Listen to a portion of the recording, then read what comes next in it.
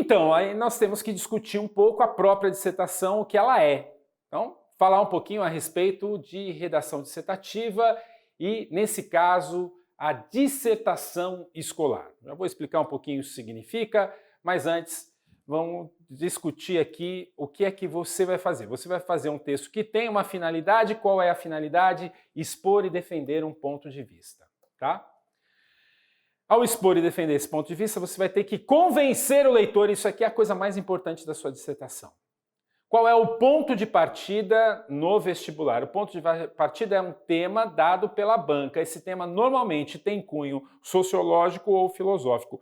E há em torno dele algum tipo de polêmica que permite visões diferentes sobre ele.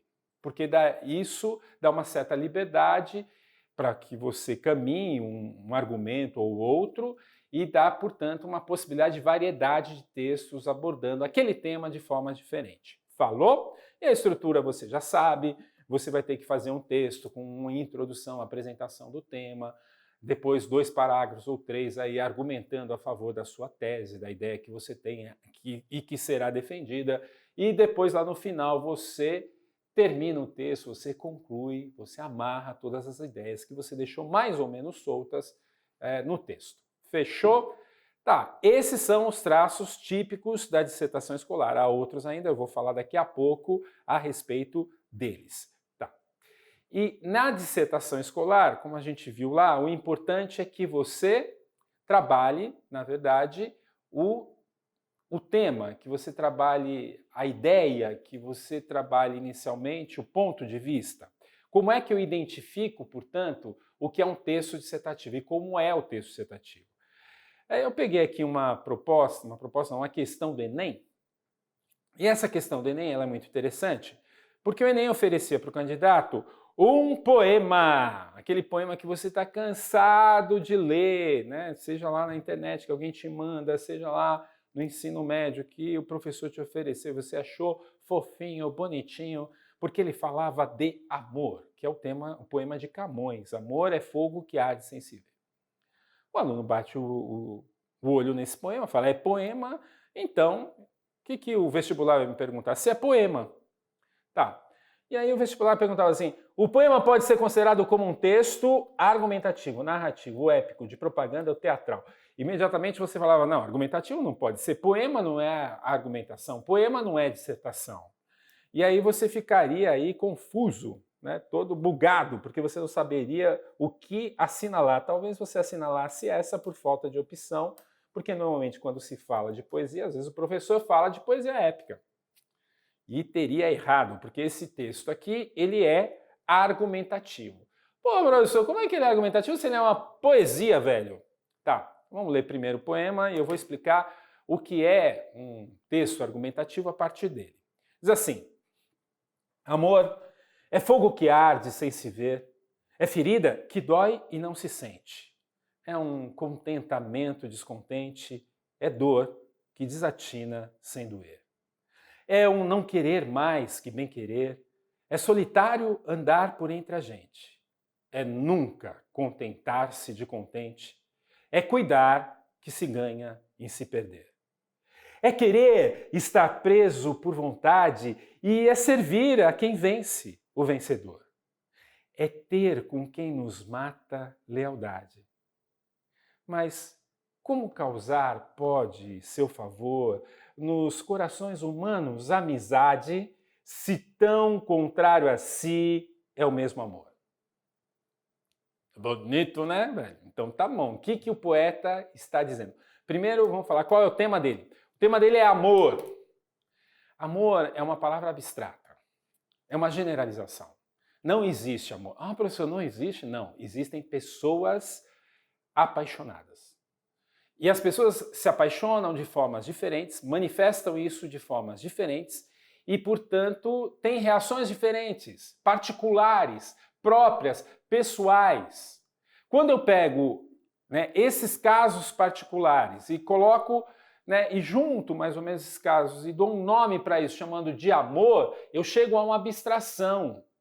Pois é, o tema de um texto dissertativo e argumentativo é uma abstração, é uma ideia. Eu estou no mundo das ideias, eu não estou no mundo do dia a dia, porque no mundo do dia a dia eu, repito, não tenho amor, eu tenho pessoas amorosas ou eu tenho pessoas apaixonadas. Tá.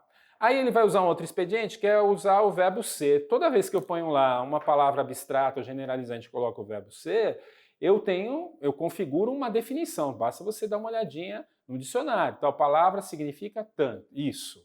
Tá. Aí o que o poeta faz? Ele vai querer então definir o que é o amor, que é um procedimento próprio de um texto argumentativo. Como é que eu defino algo? Eu tenho que dar determinados traços que sejam os mais substanciais daquele objeto. Se eu vou definir o que é o ser humano, pegar a definição clássica, que o ser humano eu vou dividir, hein? O ser humano é animal, obviamente. Eu pego uma parte do ser humano, mas eu ainda não dei conta de tudo que o ser humano é, e eu pego a outra. Ele pensa, então ele é racional. Ele é, portanto, formado de duas essências que não são necessariamente opostas, mas que uma complementa a outra. Ele vai tentar fazer a mesma coisa com amor. Isso se chama análise. O que é análise? Quando eu pego um elemento e divido em dois traços, duas características, e tenho que dar conta com esses dois traços, duas características, do objeto em si. Lembra um pouquinho o que o professor de história vai fazer, ou faz, né? Por exemplo, que provavelmente, né, o Marco, que é o professor de história, vai fazer. Ele vai falar lá da Revolução Francesa, ele vai dizer, bom, para entender a Revolução Francesa, você vai ter que estudar o aspecto, aspecto, isso é típico de dissertação, de argumentação, o aspecto social, o aspecto econômico, o aspecto político. Ele dividiu. É isso que Camões está fazendo, está dividindo. Aí ele vai pegar um traço do amor. O amor é um fogo. O amor é essa força que me toma e que, portanto, me faz sentir com uma certa violência um sentimento intenso de querer estar próximo da pessoa, etc. Mas que essa forma de me tomar me lembra um fogo, me lembra algo que não me deixa distante, né? É isso, fogo. A palavra fogo, essa metáfora tem outros significados, mas a gente não vai entrar nisso agora. Então, ele é um fogo. Tá, um fogo, obviamente, ele arde e ele é observável. Então, eu dei um traço do amor. Só que, muitas vezes, eu posso, por exemplo, estar amando e as pessoas não estão observando. Bom, impossível que alguém não veja um fogo. No caso do amor, se o amor é um fogo, ele é um fogo que pode ser observado e que muitas vezes não é observado. Às vezes não é observado pela própria pessoa que ainda não caiu em si de que ela está amando. Então ele chegou a uma contradição. Camões, ao tentar definir o amor, chega a dois termos que são contraditórios. Qual é o problema? O problema é que, segundo os preceitos lá da lógica, que é da lógica grega, inclusive, eu não posso estudar algo que seja contraditório. Porque tudo que é contraditório é ilusório, é uma ilusão. Vamos pensar, por exemplo, numa miragem. O que é uma miragem? Ela é e não é. Por isso ela não pode ser entendida, compreendida, estudada. Eu simplesmente falo que tive uma miragem. Se eu penso num fantasma, o que a ciência diz a respeito dos fenômenos paranormais? Eles não podem ser estudados. Eu não sei se eles existem. Eles não podem ser estudados porque eles são contraditórios. Eles não têm regularidade. Então, o que Camões faz aqui? Camões tenta definir o amor e chega a uma contradição. Ele vai dizer, bom, eu tenho que tentar de novo. E ele tenta de novo. É ferida que dói, não se sente. De novo, ele chega, ao tentar definir, a tentar analisar o amor, a dois termos contrários e contraditórios. Bom, ele tenta de novo. Tenta outra vez, tenta outra vez, tenta outra vez. Ele tentou, velho. Tentou. Todas as vezes que ele tentou definir o amor, ele chegou a um resultado contraditório, portanto, impossível de ser considerado seriamente. Qual que vai ser a conclusão? Tem conclusão, né? Um texto argumentativo, ele parte de uma ideia abstrata, depois segue-se uma análise dessa ideia abstrata e depois você conclui. A conclusão dele está aqui, ó. Mas como causar, pode ser o favor nos corações humanos a amizade? Ele está dizendo como é que o amor pode causar favor nos corações humanos. Ele pode causar alguma coisa no coração humano. Por quê? De novo, a gente retoma os gregos, eles vão falar aquilo que é ilusório, aquilo que é uma miragem, não pode ser causa de nada. Uma miragem não tem força para empurrar nada, não tem força para alterar os fenômenos, alterar as circunstâncias ou o que está ocorrendo. Um fantasma também não pode ter nenhuma ação efetiva nesse mundo material, porque o mundo material em que eu vivo é um mundo de causa e consequência. Ora, se eu tenho alguma coisa que eu nomeei como amor e esse amor é contraditório e aparentemente uma ilusão, porque ele só se manifesta como contradição, então ele é ilusório, uma ilusão não poderia causar nada dentro de mim. Só que o amor me faz chorar, o amor me faz ficar desesperado, o amor me faz ficar extremamente alegre. Então ele está fazendo uma pergunta muito óbvia: como é que essa coisa ilusória, que nós designamos como amor, faz tudo isso comigo? Tá, o que ele está querendo dizer aqui? Há uma tese aqui, essa tese está implícita. O amor é totalmente irracional. Ele aplicou todo um recurso da lógica grega, que é racional por excelência, ele aplica a racionalidade para chegar a uma conclusão. A conclusão de que o amor não se encaixa na possibilidade de compreensão racional dele. Fechou? Por isso você deveria colocar argumentativo. Tá, professor, mas por que você está falando disso? Porque é isso que eu quero que você faça. Ô, professor, você quer que eu faça uma poesia? Não, velho. Eu quero que você trabalhe como ele trabalhou. Como é que ele trabalhou? Bom, ele pegou um tema abstrato, imaginou uma tese, uma opinião a respeito desse tema abstrato, fez análises sucessivas e chegou a uma conclusão. Isso é uma dissertação. Tá. Vamos falar mais especificamente do que o vestibular pede, que é uma dissertação escolar. O que é uma dissertação escolar? É um tipo de texto que você só fez lá na escola e não vai fazer nunca mais na vida. Por quê? Porque não existe dissertação escolar no teu cotidiano. Ninguém vai te pedir para fazer uma dissertação escolar. Você entra na faculdade, eles pedem para você fazer um TCC, pedem para fazer um artigo.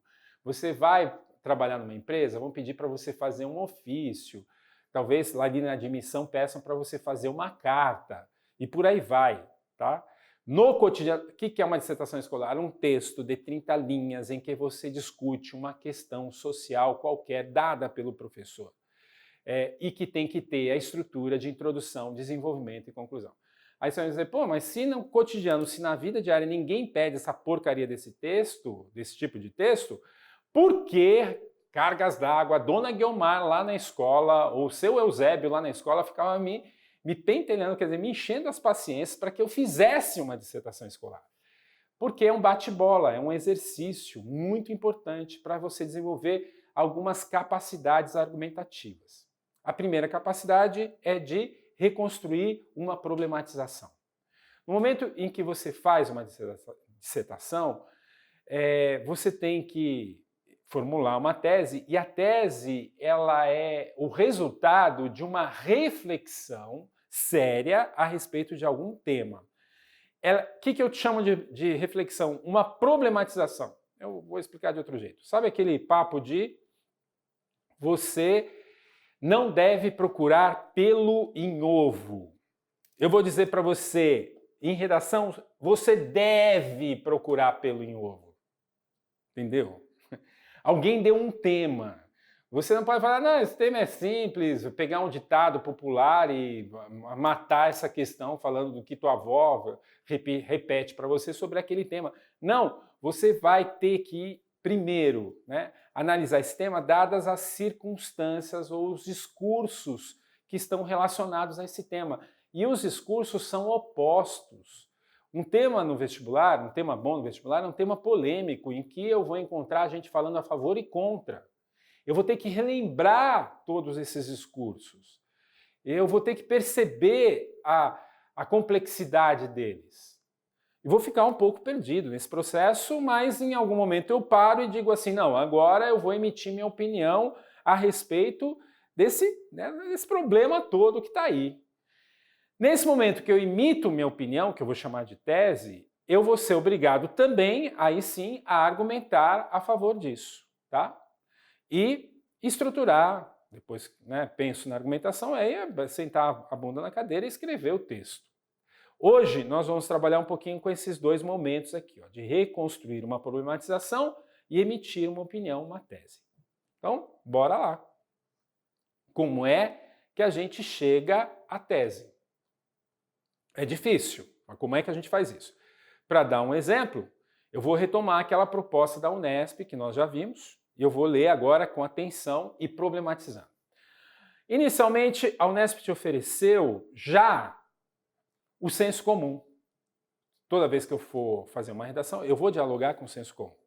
E aqui a Unesp deixou claramente quais são as opiniões muito simples, claras, que as pessoas emitem a respeito desse tema, que é o tema do consumo. Então, logo nesse texto 1 aqui, o personagem principal, ele lia uma forma muito simplória de falar a respeito do consumo, que é ninguém vale pelo que tem, mas pelo que é. Parece frase de internet, frase de WhatsApp que o pessoal manda quando não tem o que escrever e que, portanto, é extremamente fofinha. Nossa, nós valemos pelo que nós somos. Você é uma pessoa encantadora. Tá, aí ele vai para o oposto. Então ele vai falar, a opinião oposta é essa aqui, a opinião, imagina. No mundo moderno é um pouco mais realista, mas ele também aqui exagera, né? Quem não tem nem sequer é. As pessoas são. Eu passo pela rua, vejo lá um mendigo, o mendigo existe, ele é alguém, embora ele não tenha absolutamente nada, tá? Bom, aí a banca oferecia um outro texto aqui, de novo, o senso comum, um pouquinho mais elaborado, tá? E faz referência a uma circunstância pela qual você já passou nessa discussão de se é importante ter ou não ter, alguém já te respondeu isso. Por exemplo, aqui o personagem está falando que você só pensa em dinheiro e dinheiro não compra amor, e aí vem a resposta clássica. Amor não compra iate, amor não compra nada, amor não faz a feira, amor não faz as compras no final do mês. Tá, aí tem uma brincadeira, né? Porque o personagem principal, ele muda aqui o termo, ele vai falar de noção, e o outro nem percebeu que ele falou de noção, não está nem prestando atenção direito, e ele usa a palavra noção aqui. Então, você compra motos com noção, o que não faz muito sentido. Então, a própria banca está mostrando que o próprio senso comum, a repetição do senso comum, não faz muito sentido, tente ir além dele. Como é que eu vou além dele? Aí eu vou com o texto do José Paulo Paes, tá? Já li para vocês, um texto lindo pra caramba. Por que lindo? Porque, bom, para quem conhece literatura de uma forma um pouco profunda aí, vai já captar, vai perceber que essa primeira estrofe aqui dialoga com a tradição literária, dialoga com Dante, da Divina Comédia. Na Divina Comédia, Dante imagina um indivíduo, que é o eu lírico, que começa a contar essa história, e um indivíduo que bateu o pé numa pedra e caiu num buraco, e ao cair nesse buraco ele chega ao inferno com seus círculos. 7 círculos que são os círculos aí dos pecados capitais. Em cada círculo ele vai ver uma alma sendo penalizada, uma alma sofrendo algum tipo de castigo por conta do que ela fez. Tá? Então ele vai ter a experiência de ter conhecido o inferno. Não só o inferno, mas também o purgatório, e depois ele vai ter uma visão do que é mais ou menos o céu. Isso é a Divina Comédia. Bom, a Divina Comédia é escrita num período em que a religião ela organiza o tecido social e as pessoas, portanto, têm uma preocupação com o além, com o que vem depois da morte. Vivemos uma sociedade em que essa preocupação ela diminuiu bastante. As pessoas não se preocupam com o além. Onde está o nosso inferno? O Paulo Paes vai responder, está aqui, está no dia a dia. Pelos teus círculos, que é o que lembra aí a Divina Comédia, vagamos sem rumo, nós almas penadas do mundo do consumo. Então o inferno está aqui e agora. E aí ele vai descrever esse andar por esse inferno, né? Que é de elevador ao céu, pela escada ao inferno, os extremos se tocam no castigo eterno.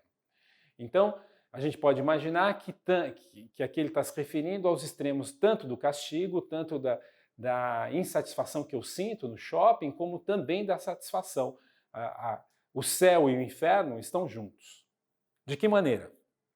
Aí ele diz: cada loja é um novo prego em nossa cruz, por mais que compremos, estamos sempre nus. Bom, qual é o inferno? É muito interessante que o indivíduo tenha prazer no shopping. Por quê? Porque o shopping te coloca diante da angústia do desejo. Cada loja te oferece um objeto que você não pode comprar.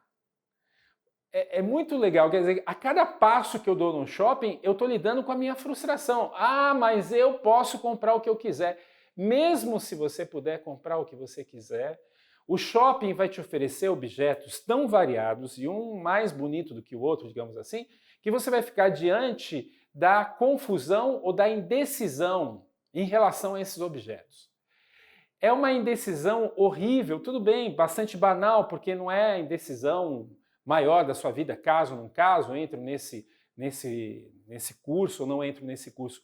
Mas ele te coloca a cada passo diante de pequenas decisões angustiantes de acordo com os seus desejos. Eu nunca vou ter certeza de que o objeto que eu comprei é o mais bonito, é o melhor, é o que vai me satisfazer completamente. Até porque, como já dizia lá Schopenhauer, o desejo ele tem uma marca, que é uma marca do sofrimento e da falha, que é indissociável dele. No momento em que eu compro um objeto, imediatamente o meu desejo ele vai se esvair, ele acaba. E imediatamente ele tem que ser renovado em relação a outro objeto. Por isso que o José Paulo Paes vai dizer assim: por mais que compremos, estamos sempre nus.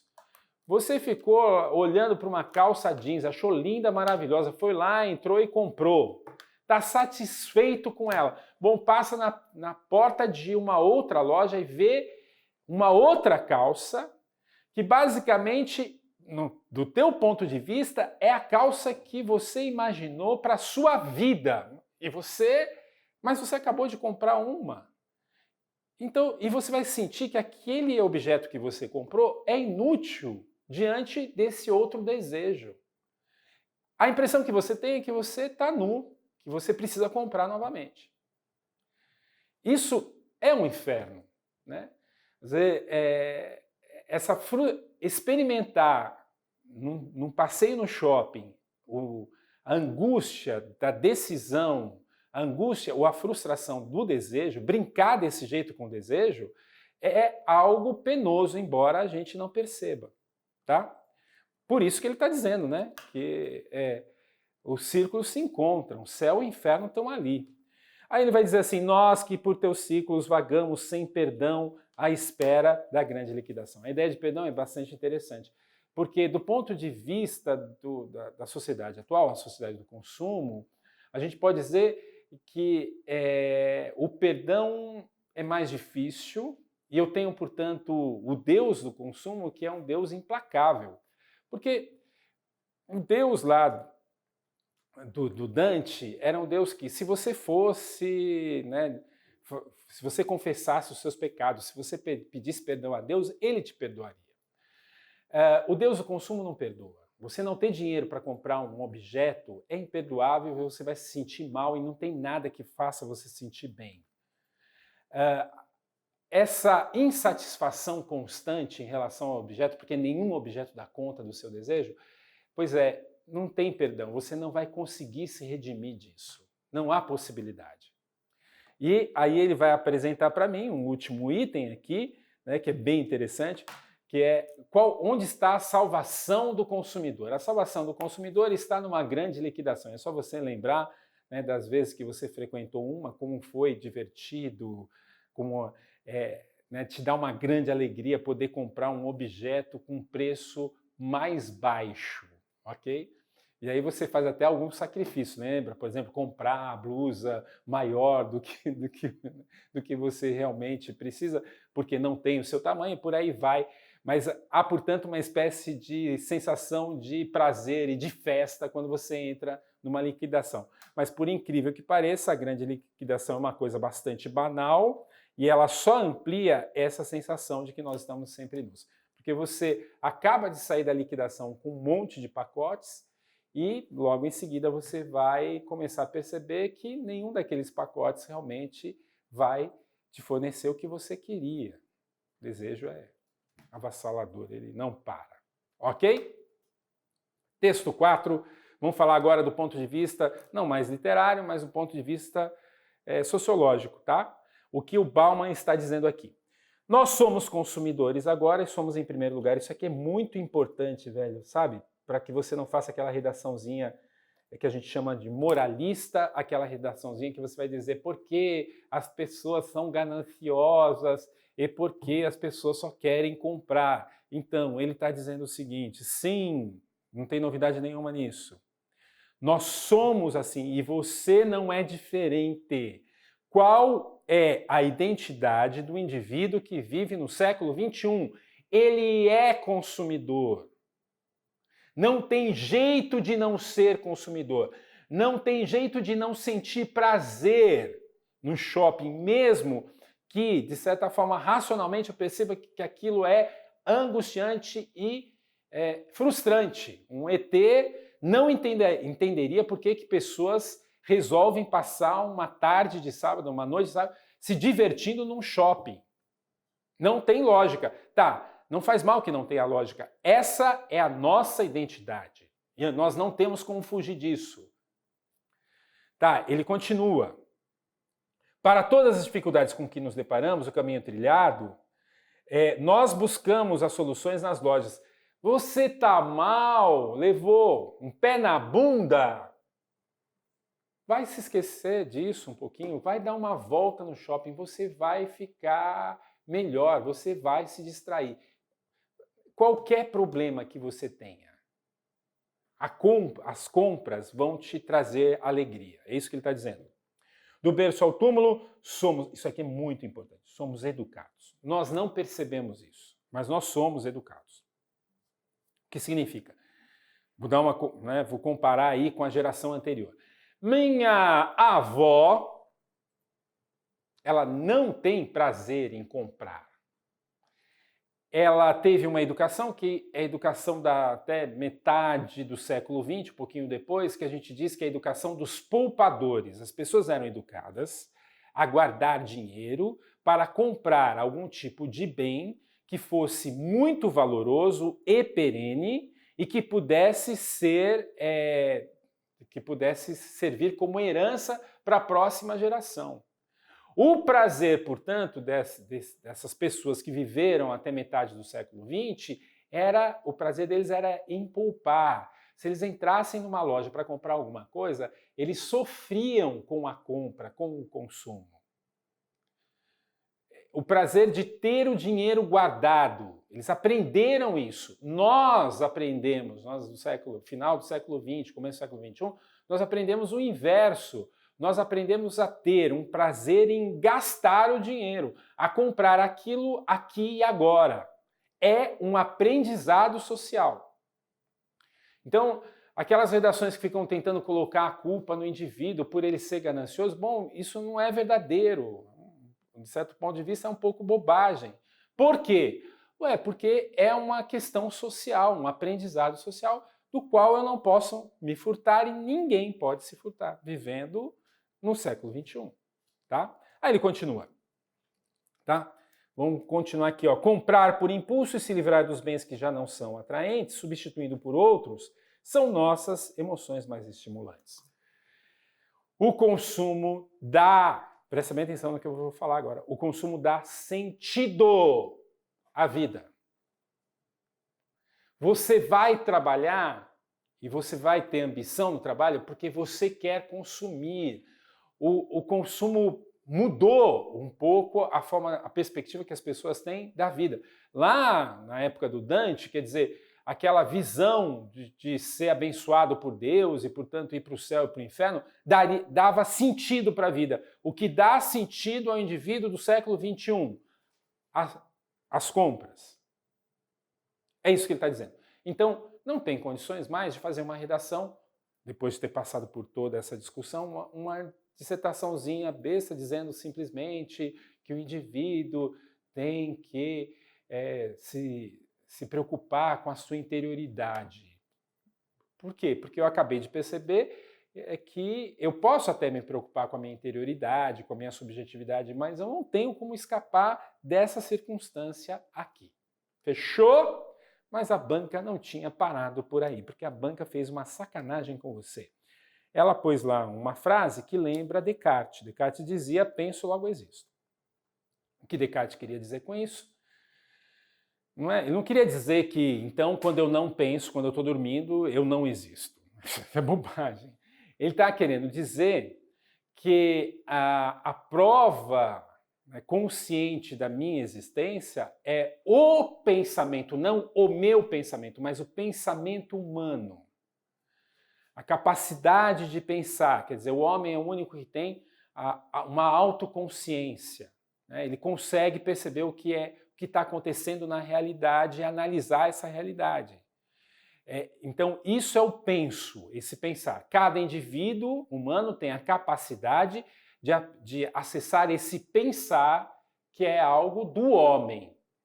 E é isso que nos faz existir, digamos assim, enquanto seres humanos.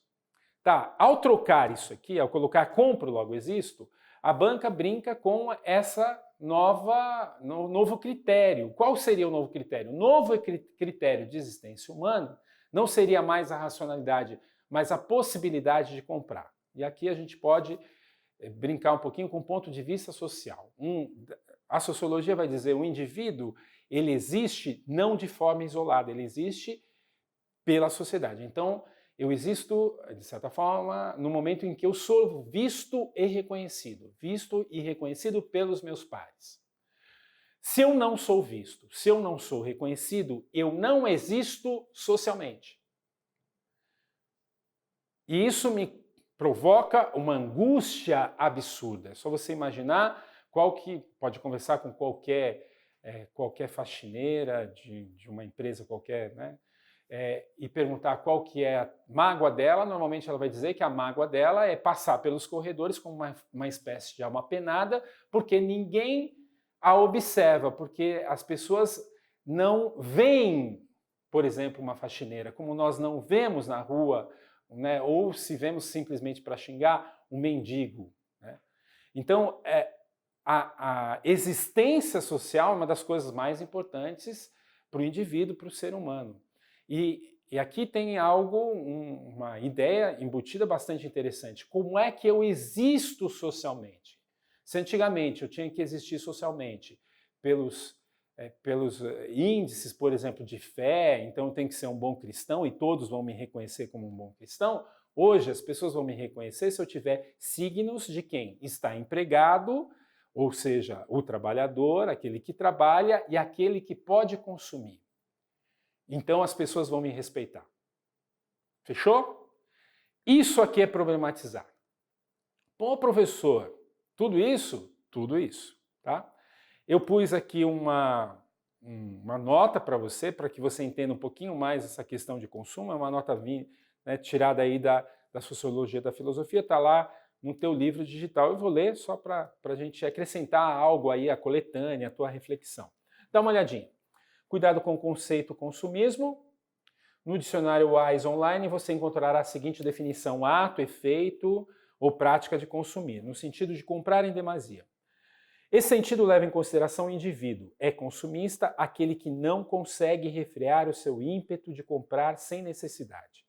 Contudo, a imagem desse tema da Unesp não focaliza o indivíduo, da Unesp não, da FUVEST, desculpa, do shopping center. A imagem não focaliza o indivíduo, mas a estrutura, o shopping. Nesse caso, deve-se pensar no conceito da sociologia de sociedade de consumo.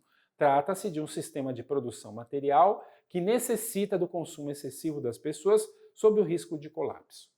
Então, vamos tentar de forma mais complexa ainda a questão do consumo.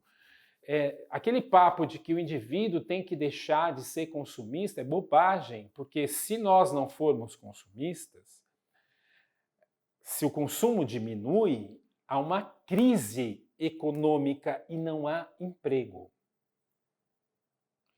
Então, vivemos uma sociedade que o consumismo significa isso também. Ele é a base de produção e é a base também das pessoas encontrarem um lugar social nessa produção, de serem empregados. Então, é mais complexo ainda, tá? Então, consequentemente, o ímpeto de comprar deve ser estimulado, que é o que acontece na nossa sociedade. Ao máximo, e qualquer pessoa que viva nessa sociedade é consumista em alguma medida. Fechou? Tá, agora é a hora da confusão, né? Porque a gente trabalhou com tantos conceitos aí de filosofia, de sociologia, que você fala, caramba, professor, agora eu não sei o que escrever. Tá, agora você não sabe o que escrever, mas você para um determinado momento, esse processo, que é o processo de problematização, e diz, bom, agora, pelo bem e pelo mal, eu vou parar e eu vou emitir uma opinião. A melhor opinião não, velho, a opinião que seja possível de ser defendida, só isso. Não é aquela que é verdadeira, que, nossa, o mundo inteiro vai babar pela minha opinião. Não. Simplesmente ela não deve ser tão simplória e deve me permitir algum tipo de argumento. Tá, então como é que eu posso parar esse processo que só me deixa em dúvida e começar a fazer uma redação agora?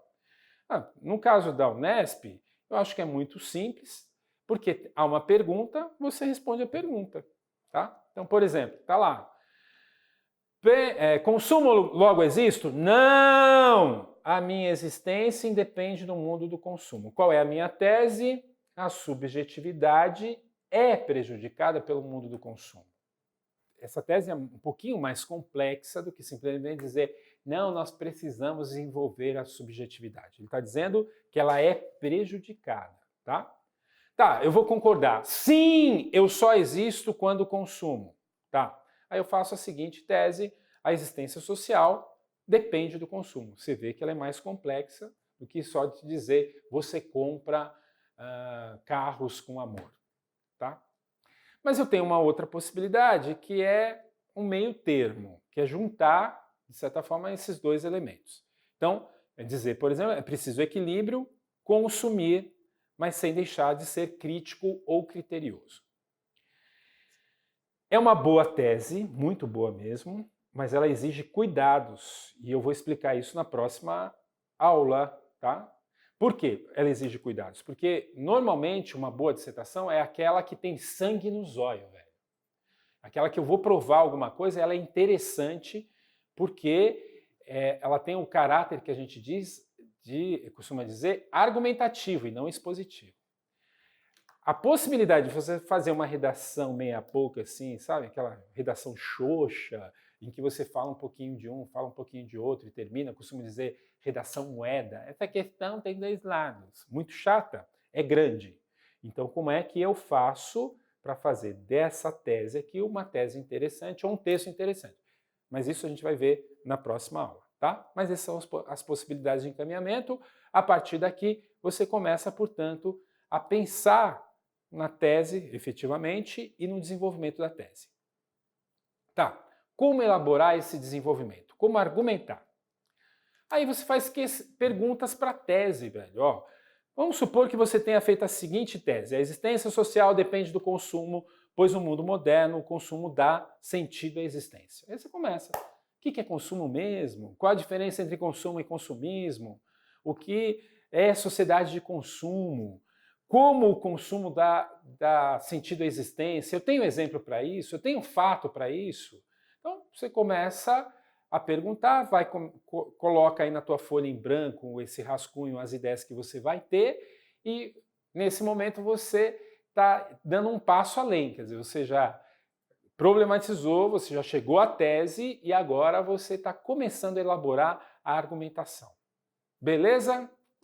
Então, isso é, dissertação escolar, e esses são os elementos que nós estamos trabalhando em relação a ela. No dia de hoje, como eu falei para vocês, a gente vai trabalhar simplesmente aí a problematização e a tese e a opinião, né? Nas outras aulas a gente vai além.